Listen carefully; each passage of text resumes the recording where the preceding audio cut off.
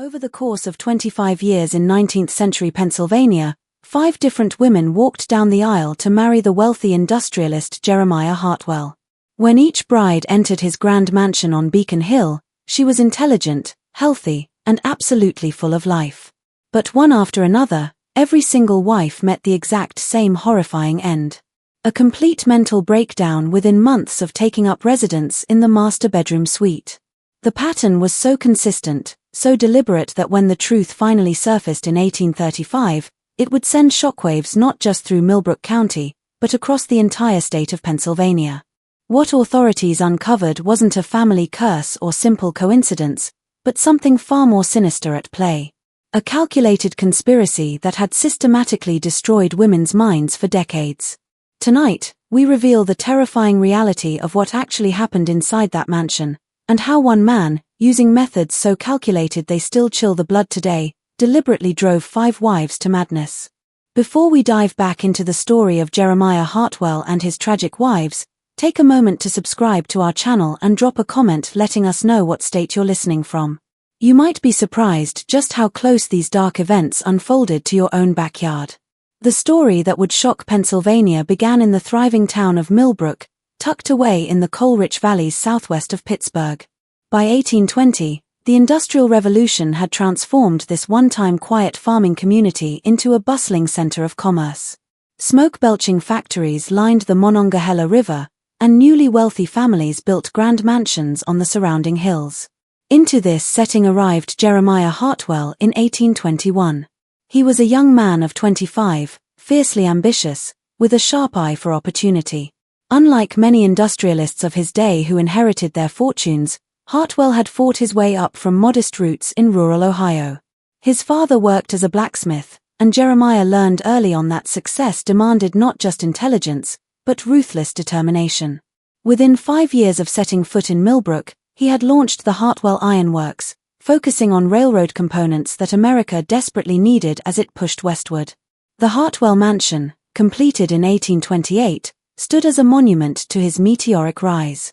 Perched high on Beacon Hill overlooking the town, this 3-story Georgian structure boasted 42 rooms, imported marble fixtures, and manicured gardens stretching for acres. The townspeople marveled at its splendor, especially the master bedroom suite that commanded the entire east wing of the second floor. Hartwell had spared no expense on its decoration, hand-painted wallpaper imported from France, a massive 4-poster bed carved from Pennsylvania cherrywood, and tall windows offering sweeping panoramic views of the valley below. What made Hartwell's rise even more extraordinary was his magnetic personality. Standing over 6 feet tall with piercing blue eyes and prematurely silver hair, he had a commanding presence that made both business rivals and social equals sit up and take notice. Local society matrons competed for the honor of hosting him at their gatherings, and the unmarried daughters of prominent families found themselves irresistibly drawn to his polished charm and obvious wealth. Hartwell seemed to instinctively know how to make each person feel like the most important individual in the room. This combination of wealth, charm, and social standing made Jeremiah Hartwell the most sought-after bachelor in all of western Pennsylvania. When he announced his engagement to Margaret Dunlap, the 19-year-old daughter of a respected judge, the whole community celebrated what looked like a match made in heaven. The wedding, held in October 1829, was hailed by the Millbrook Gazette as the social event of the decade, with over 300 guests attending the lavish ceremony at St. Andrew's Presbyterian Church. Margaret Hartwell's transformation began gradually, almost imperceptibly, in the spring following her wedding. At first, the changes seemed like the ordinary adjustments any young bride might make to married life. She had always been known for her quick wit and lively conversation at social events, but now she seemed distracted during visits, often staring out windows with an odd intensity that left her guests uneasy. Her sister, Catherine Dunlap, later recalled in a private letter that Margaret had started talking about the house as if it were watching her. She would stop mid-sentence and turn toward empty doorways, Catherine wrote, as if someone had called her name. When I asked what she heard, she would smile in that strange way and say, "Just the house settling, dear sister. Old houses have their own language." By summer, Margaret's behavior had grown noticeably erratic. She started refusing to sleep anywhere but the master bedroom, claiming that the house felt wrong when she wasn't in her proper place. The household staff, initially charmed by their mistress's gentle nature, grew increasingly uneasy as Margaret developed what they privately called the watching habit. She would position herself at the bedroom windows for hours at a time, not gazing out at the gardens or the town below, but staring intently at her own reflection in the glass, tilting her head slightly from side to side as if studying herself from different angles. The breaking point came on a humid evening in August 1830. The Hartwells were hosting a dinner party for several prominent Pittsburgh businessmen when Margaret abruptly stood up in the middle of the main course, walked to the dining room's large mirror, and launched into an animated conversation with her reflection. The guests watched in stunned silence as she gestured emphatically and seemed to be arguing with the image in the glass, occasionally letting out a high-pitched laugh that no one had ever heard from her before. She kept asking her why she looked so tired, recorded Thomas Peyton, one of the dinner guests, in his journal. But the most unsettling part was that she appeared to be waiting for answers, pausing as if the reflection was responding to her.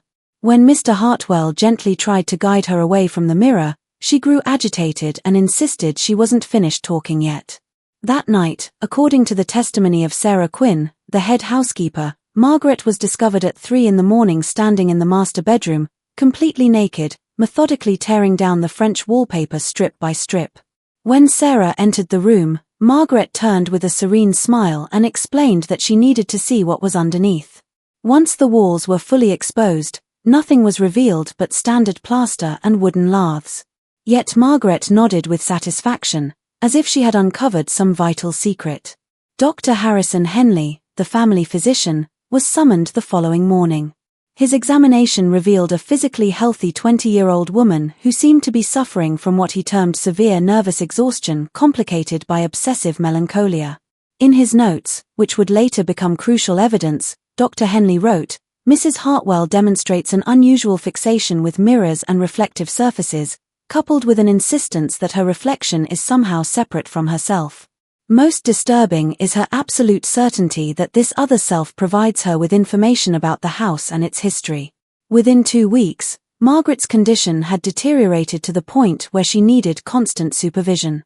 She had become convinced that mirrors throughout the house contained messages only she could interpret, and she spent her days moving from reflection to reflection, carrying on elaborate conversations with what she called the other Margarets. When family members tried to cover the mirrors, she became violently agitated, scratching at the cloth coverings until her fingernails bled. The final incident occurred on September 15, 1830. Margaret somehow managed to gather every mirror, piece of polished silver, and reflective surface in the mansion into the master bedroom. She arranged them in an intricate pattern around the room, then spent the entire night in what the housekeeper described as a conference with her other selves. By morning, she had lost the ability to recognize anyone, including her husband, and spoke only to the reflections, which she insisted were her real family. Dr. Henley, after consulting with colleagues in Philadelphia, made the difficult recommendation that Margaret be committed to the Pennsylvania Hospital for the Insane. On a grey October morning, as autumn leaves swirled around the Hartwell mansion, Margaret was led away in a closed carriage, still calling over her shoulder to tell the others, "I'll be back soon." She would spend the remaining 43 years of her life in that institution, never recovering her sanity, and never ceasing to search for mirrors in her restricted room. The commitment of Margaret Hartwell sent shockwaves through Millbrook's social elite, but the community's response revealed the complicated attitudes toward mental illness that characterized the 1830s. While some whispered about hereditary madness or moral failings, most of the town's prominent families rallied around Jeremiah, viewing him as a tragic figure whose promising marriage had been destroyed by forces beyond his control. The prevailing medical wisdom of the era attributed female mental illness to a variety of causes, ranging from excessive reading to disruption of natural feminine roles. Dr. Henley's official report, submitted to the county authorities, cited Margaret's condition as likely resulting from overstimulation of the nervous system due to the sudden elevation in social position and domestic responsibilities. This explanation satisfied most observers, as it aligned with common beliefs about the delicate nature of the female constitution. For 3 years following Margaret's commitment, Jeremiah Hartwell lived as a reclusive widower, maintaining his business interests but avoiding social gatherings. The master bedroom was sealed, its contents covered with white sheets, and Jeremiah moved to a smaller room on the 3rd floor. The household staff, reduced to just the essential positions, reported that their employer spent most evenings in his study, poring over medical texts and corresponding with various physicians about his wife's condition. During this period, Hartwell became obsessed with understanding what he called the science of mental affliction.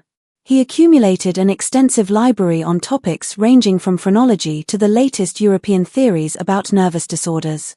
His personal journals, discovered decades later, reveal a man genuinely tormented by his wife's fate and desperately seeking rational explanations for her breakdown. In 1833, Jeremiah received word that Margaret had died in the asylum. Her final years were marked by progressive physical deterioration that accompanied her mental decline.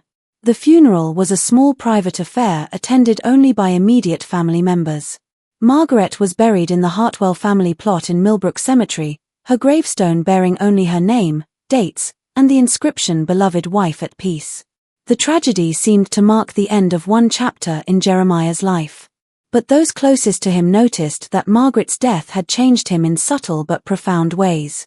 His business associates remarked that he had developed an almost obsessive attention to detail in his personal appearance and surroundings.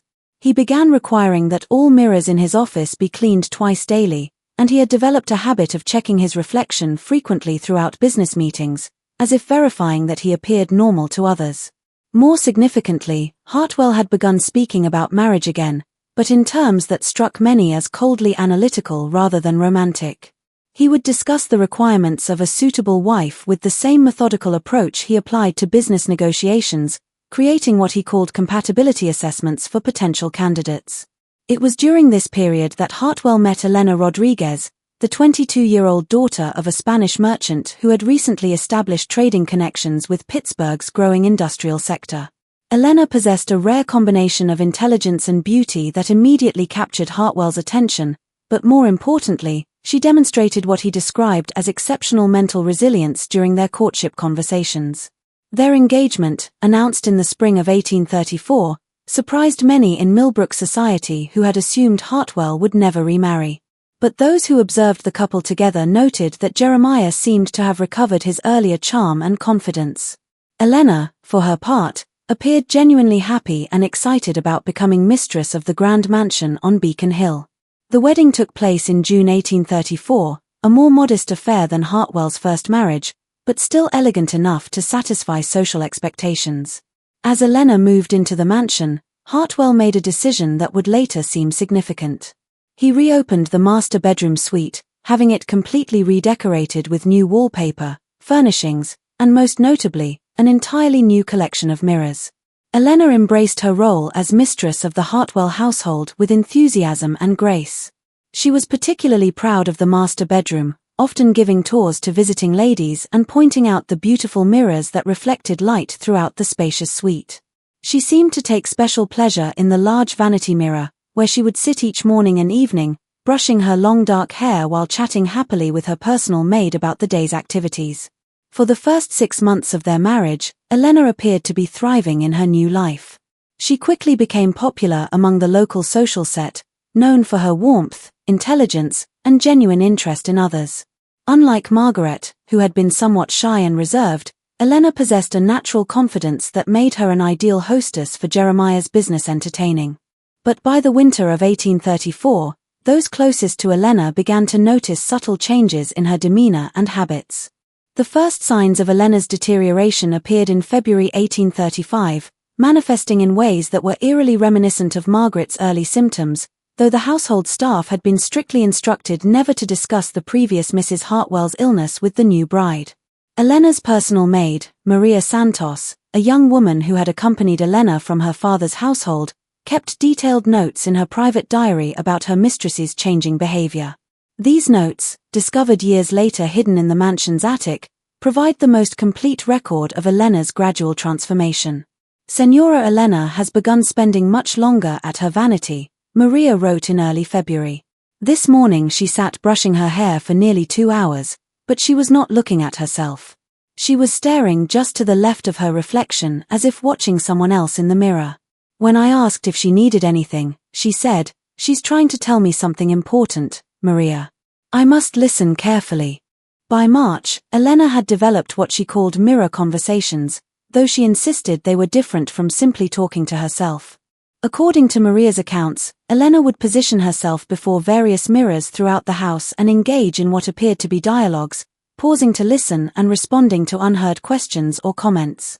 Unlike Margaret's agitated interactions with her reflection, Elena's conversations seemed pleasant and informative. "She tells me things about the house that I never knew," Elena confided to Maria one afternoon. "About the previous family who lived here, about the secrets hidden in the walls. She's very knowledgeable about household management, too. She's given me excellent advice about organizing the staff schedules." Dr. Henley, still serving as the family physician, was discreetly consulted when Elena's behavior became more pronounced. His private notes from this period reveal his growing concern about what he termed a most troubling parallel to the previous Mrs. Hartwell's condition. However, Elena's symptoms differed in significant ways that made diagnosis difficult. While Margaret had become increasingly agitated and incoherent, Elena remained articulate, rational, and functional in all areas except her relationship with mirrors. The turning point came in April 1835 when Elena announced to the household staff that she had learned something very important from her conversations with what she now called the mirror woman. She had discovered, she claimed, that the previous Mrs. Hartwell was still present in the house, trapped within the reflective surfaces and trying to warn future wives about the truth behind the walls. "Elena has become convinced that the mirrors contain some form of spiritual presence," Dr. Henley wrote to a colleague in Philadelphia. However, unlike cases of religious mania or supernatural delusions I have encountered, she maintains perfect rationality in all other matters. She continues to manage the household efficiently, maintains normal social relationships, and shows no signs of the physical deterioration typically associated with mental illness. The obsession appears to be completely focused on reflective surfaces and what she believes they reveal about the house's history. Jeremiah's reaction to his second wife's developing condition was markedly different from his response to Margaret's illness. Rather than seeking immediate medical intervention, he began what he called careful observation and documentation of Elena's behavior. His journals from this period show a man trying to understand the apparent pattern emerging in his household. "Elena's condition progresses along remarkably similar lines to Margaret's," he wrote, "yet with enough variation to suggest that the underlying cause may be environmental rather than constitutional. Both women were perfectly healthy before residing in the master bedroom suite. Both developed fixations with mirrors within months of taking up residence. Both claimed to receive information from their reflections that they could not have known previously." This analytical approach led Hartwell to conduct what he called controlled experiments with Elena's condition. He began documenting exactly which mirrors triggered the strongest responses, at what times of day the conversations were most intense, and what specific information Elena claimed to receive from the reflections. His notes reveal a systematic attempt to understand whether external factors might be contributing to his wife's mental deterioration. The experiments yielded disturbing results. Elena's most intense episodes occurred in the master bedroom between sunset and midnight, always involving the same large vanity mirror that had been Margaret's primary focus. The conversations followed consistent patterns, with Elena asking questions about the house's history and receiving what she described as detailed answers about previous residents, hidden rooms, and secrets that must be preserved. Most unsettling was Elena's claim that the reflection had shown her the truth about what happened to the first wife. According to Elena, Margaret had not gone insane at all, but had discovered something so shocking about the house or its owner that she had been deliberately made to appear mentally ill to discredit her potential revelations.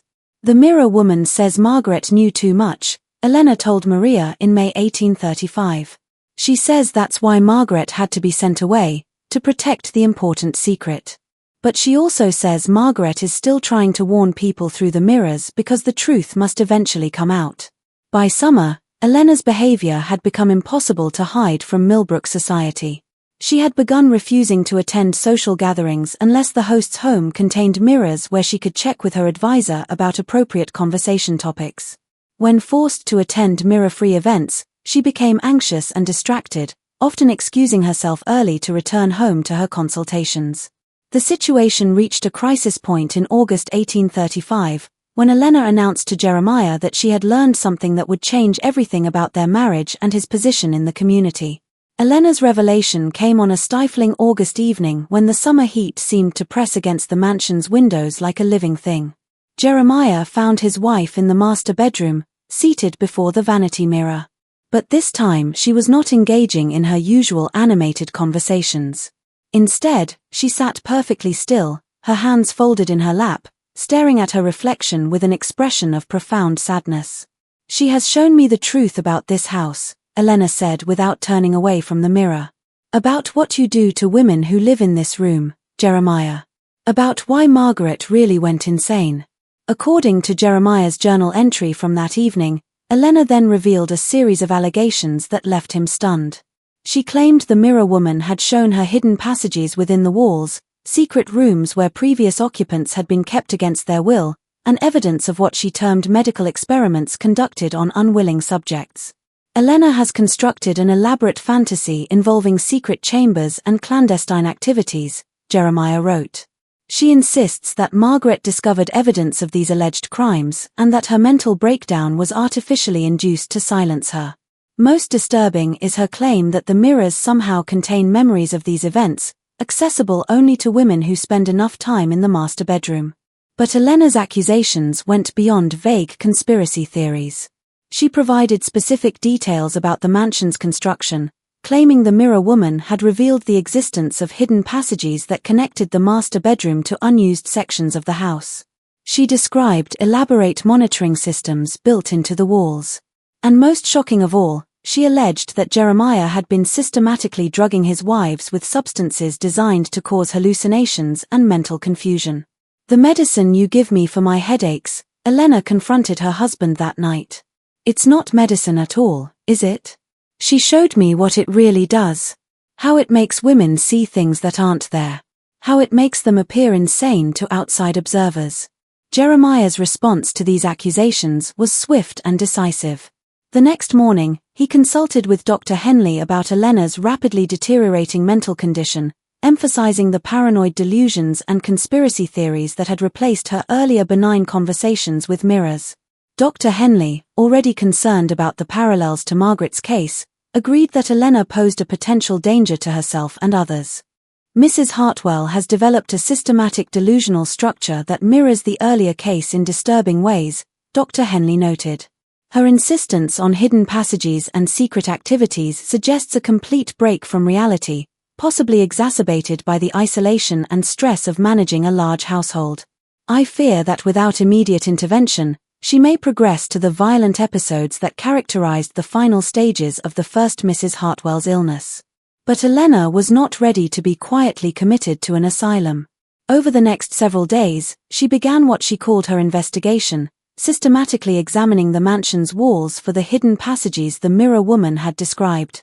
She recruited Maria and several other household staff members, convincing them to help search for loose panels, hollow spaces, and concealed doorways. The search yielded unexpected results. Behind a wardrobe in the master bedroom, Maria discovered a section of wall that sounded hollow when tapped.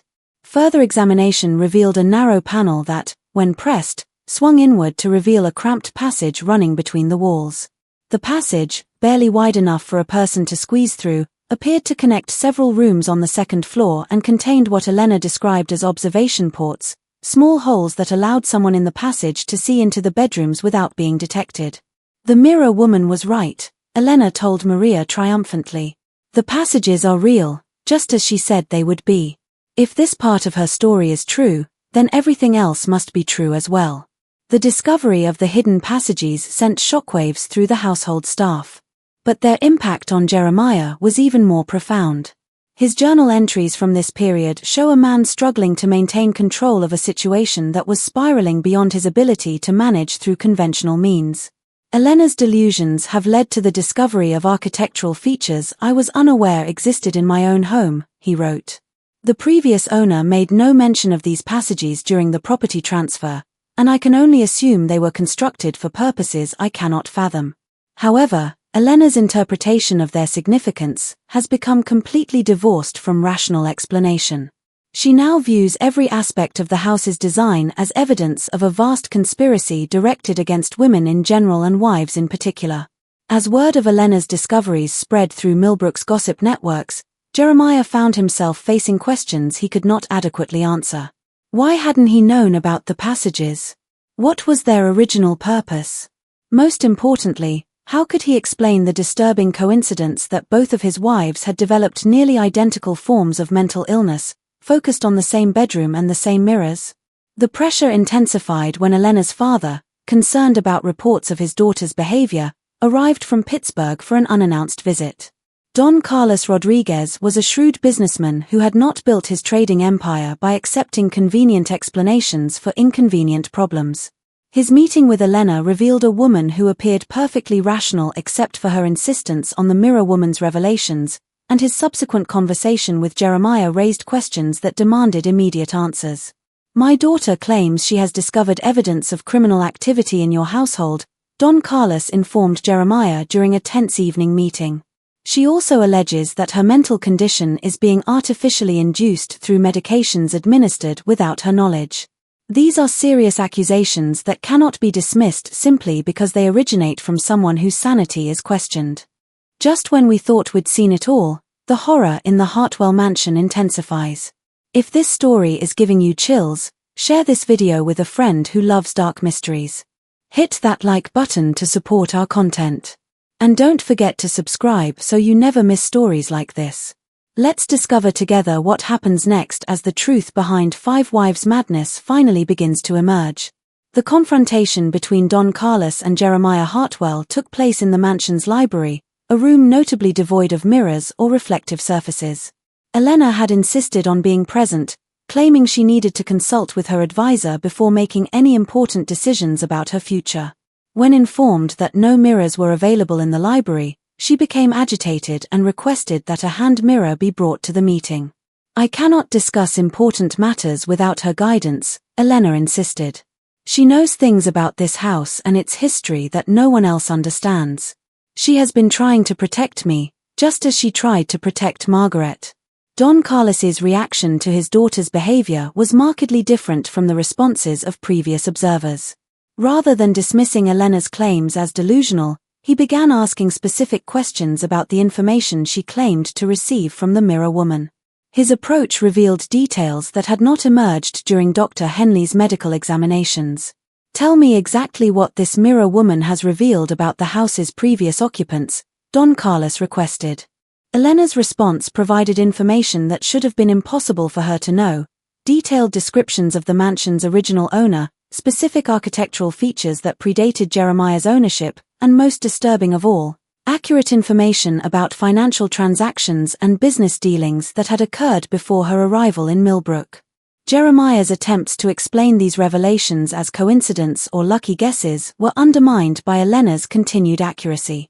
She described business associates Jeremiah had never mentioned to her, detailed his private correspondence with investors, and most shocking of all, provided accurate accounts of conversations that had taken place in the library years earlier, before she had ever set foot in the house. "The mirror woman sees everything that happens in the house," Elena explained. "She has been watching and listening for years, accumulating information about all the residents and visitors. She knows about the secret business arrangements, the hidden financial records, the real reason Jeremiah chose this particular house for his residence." As Elena continued her revelations, a pattern emerged that transformed the investigation from a medical case to a criminal inquiry. The information she provided suggested that the Hartwell mansion had been deliberately chosen for its hidden passages and observation capabilities, that Jeremiah's business success was built on information gathered through covert surveillance of his guests and competitors, and most damning of all, that his marriages were strategic arrangements designed to provide cover for activities that required the appearance of domestic respectability. The evening's discussion was interrupted by the arrival of Dr. Henley, summoned by Jeremiah to provide medical testimony about Elena's condition. However, Don Carlos's presence changed the dynamic of what Jeremiah had intended as a commitment hearing. Instead of a simple evaluation of Elena's mental state, the meeting became an interrogation of the circumstances surrounding both wives' illnesses. "Dr. Henley," Don Carlos inquired, "in your medical opinion, What could cause two different women with no previous history of mental illness to develop nearly identical symptoms after residing in the same location? Dr. Henley's response revealed the limitations of 1830s medical knowledge, but also his growing suspicions about the case. While such coincidences are unusual, he admitted, they are not impossible. Environmental factors including stress, isolation, and exposure to certain substances could theoretically produce similar symptoms in different individuals. However, the specific focus on mirrors and the consistent reports of receiving information from reflections suggest either a shared delusion or what, Dr. Don Carlos pressed, or the possibility that both women were exposed to similar environmental conditions that produced similar hallucinogenic effects, making them susceptible to suggestion and false memories while maintaining their ability to function normally in other areas. The implications of Dr. Henley's statement hung heavy in the library's stifling air. If Elena's condition was artificially induced, then Margaret's similar breakdown took on an entirely different meaning. Rather than tragic coincidences, the wife's mental illness became evidence of systematic manipulation designed to discredit women who had learned information that threatened Jeremiah's carefully constructed facade. As the evening wore on, Elena's behavior became increasingly erratic, but in ways that suggested desperation rather than madness. She repeatedly requested access to a mirror, claiming she needed to verify important details before making serious accusations. When her requests were denied, she became agitated and began describing the contents of locked rooms and hidden compartments throughout the house, information that Jeremiah insisted she could not possibly possess.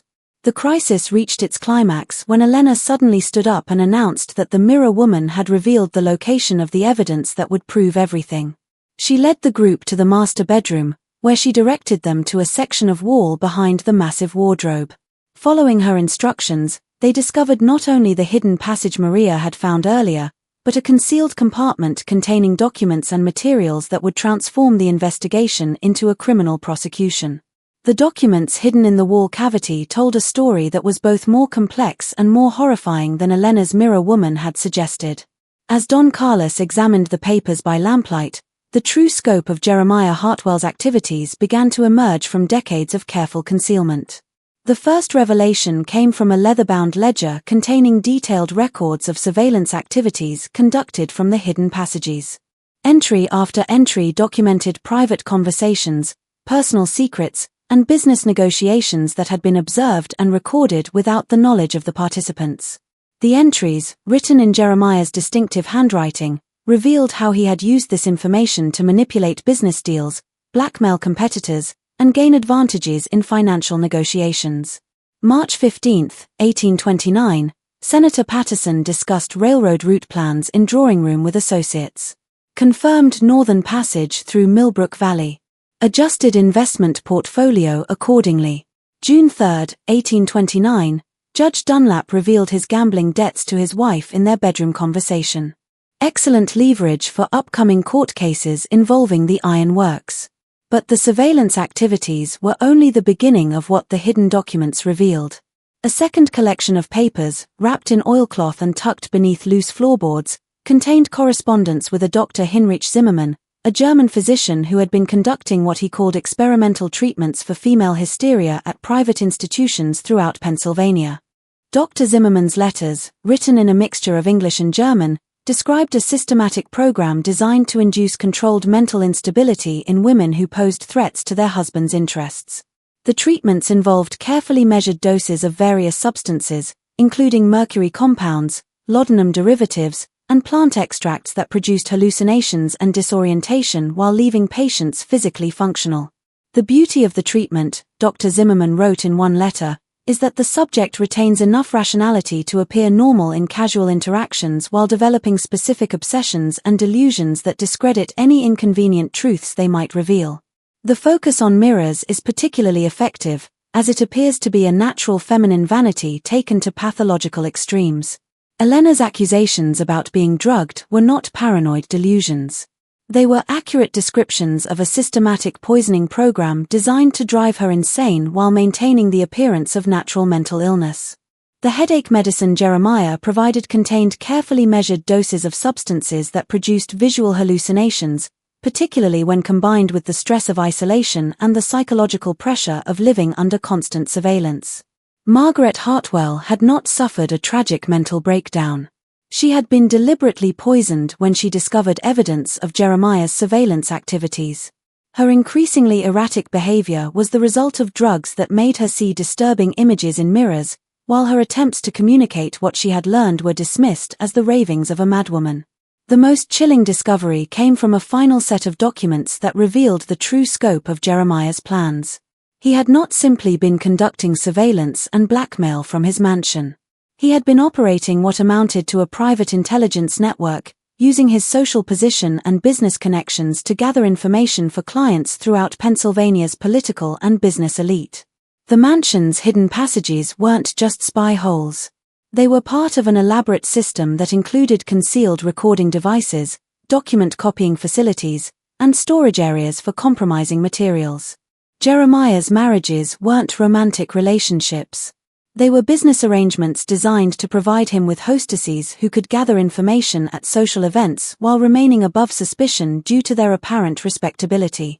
When Margaret discovered evidence of these activities, Jeremiah had used Dr. Zimmerman's experimental treatments to discredit her potential revelations. When Elena began asking similar questions, he had simply repeated the same process, confident that the medical establishment's ignorance about the true causes of her symptoms would protect him from serious investigation. Don Carlos's reaction to these revelations was swift and decisive. As a successful businessman with political connections throughout western Pennsylvania, he understood immediately that the documents represented evidence of criminal conspiracy on a massive scale. More importantly, he recognized that his daughter's life was in immediate danger as long as she remained in Jeremiah's control. Elena will be leaving this house tonight, he informed Jeremiah, and she will be taking these documents with her as evidence for the authorities. Dr. Henley, I assume you will be revising your medical opinion regarding my daughter's condition in light of this evidence. Dr. Henley's response revealed the ethical crisis facing medical professionals confronted with evidence that their patients had been systematically poisoned by people they trusted. If these documents are authentic, he said slowly, then both Mrs. Margaret Hartwell and Mrs. Elena Hartwell were victims of deliberate poisoning designed to simulate mental illness. Mrs. Elena's condition should improve rapidly once the toxic substances are eliminated from her system. Jeremiah's reaction to the discovery was surprisingly calm, suggesting a man who had prepared for the possibility of exposure. The documents you found are forgeries, he claimed, planted by Elena during her delusional episodes. The correspondence with this alleged Dr. Zimmerman is fictional, designed to support her paranoid fantasies about being poisoned. I'm afraid her mental condition has progressed to the point where she's capable of creating elaborate false evidence to support her delusions. But Don Carlos had anticipated this defense. Then you won't object to having the contents of these medicine bottles analyzed by independent chemists, he replied, producing the various compounds Jeremiah had been administering to Elena. And you certainly won't mind if we bring in handwriting experts to verify whether these documents were written by you or by someone else. The confrontation might have continued indefinitely, but it was interrupted by an unexpected voice from the bedroom doorway. Sarah Quinn, the head housekeeper who had served the Hartwell family for over a decade, stepped into the room with an expression of grim determination. I can't stay silent any longer, she announced. I've watched 2 good women destroyed by what happens in this house, and I won't watch it happen to others. Mr. Rodriguez, your daughter is telling the truth about everything. I've seen the master administer the medicines. I've seen him using the passages to spy on guests. And I've seen what those treatments do to the ladies who live in this bedroom. Sarah's testimony provided the final piece of evidence needed to corroborate Elena's claims. As the head housekeeper, she had access to all areas of the mansion and had observed Jeremiah's activities over many years. More importantly, she had witnessed Margaret's deterioration and recognized the identical pattern beginning to emerge in Elena's behavior. I prepared the medicines Mr. Hartwell gave to both wives, Sarah confessed, her voice trembling with years of suppressed guilt.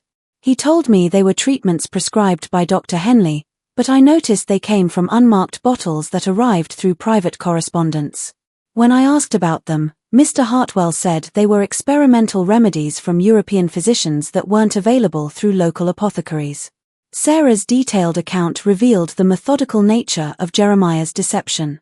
She described how he had gradually increased the dosages of the mysterious compounds, timing the administration to coincide with periods when the wives spent extended time in the master bedroom. She had observed both women's growing fixation with mirrors, their increasing isolation from friends and family, and their progressive inability to distinguish between reality and hallucination. The most terrible part, Sarah continued, was watching them try to tell people what they were experiencing, only to have everyone dismiss their words as madness.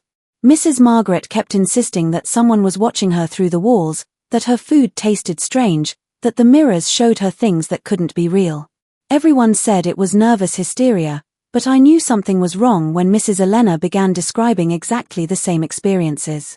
Dr. Henley's professional reputation hung in the balance as the full scope of his unwitting participation in Jeremiah's scheme became clear. The medicines he had prescribed for both women's headaches and nervous conditions had been replaced with Jeremiah's poisonous compounds, administered under the guise of legitimate medical treatment. His diagnosis of mental illness had provided the perfect cover for systematic poisoning, allowing Jeremiah to destroy his wife's credibility while maintaining his own reputation as a caring husband dealing with family tragedy. "I need to examine Mrs. Elena immediately," Dr. Henley announced, his professional composure cracking under the weight of his realization. If she has been subjected to chronic poisoning with hallucinogenic compounds, there may be physical evidence that could support these allegations. More importantly, we need to begin treatments to counteract any substances still in her system. But even as the evidence mounted against him, Jeremiah Hartwell demonstrated the calculating intelligence that had made him successful in business and espionage. Rather than continuing to deny the accusations, he shifted to what appeared to be a confession designed to minimize his legal exposure. "You're correct that I have been conducting surveillance activities from this house," he admitted with calm deliberation. The hidden passages were installed by the previous owner, a man with similar business interests, who found them useful for gathering information about potential investors and competitors. "When I purchased the property, I continued using these facilities because they provided significant advantages in commercial negotiations." Jeremiah's partial confession was carefully crafted to acknowledge the surveillance while denying the more serious charges of poisoning and conspiracy. He claimed that his wives had discovered the passages independently and had suffered mental breakdowns due to the stress of learning about his business activities. The medicines, he insisted, were legitimate treatments that had unfortunately proven ineffective against their deteriorating conditions. "Margaret became obsessed with the idea that I was using the passages to spy on her personally," Jeremiah explained, "when in reality I was simply conducting necessary business intelligence gathering. Her mental condition deteriorated rapidly once she became convinced that every aspect of our marriage was part of some elaborate deception. Elena has unfortunately followed a similar pattern, constructing elaborate conspiracy theories to explain perfectly legitimate business activities.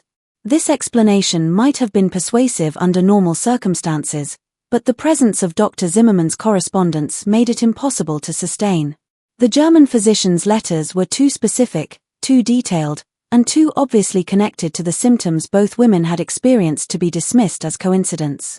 Don Carlos had no intention of allowing Jeremiah to escape through legal technicalities. "We'll let the courts determine whether your activities constitute legitimate business or criminal conspiracy," he declared. "In the meantime, Elena will be removed from this house immediately and placed under the care of physicians who haven't been compromised by your deceptions." The confrontation was reaching its conclusion when Elena herself, who had been sitting quietly during much of the discussion, suddenly spoke with a clarity and rationality that had been absent from her voice for months.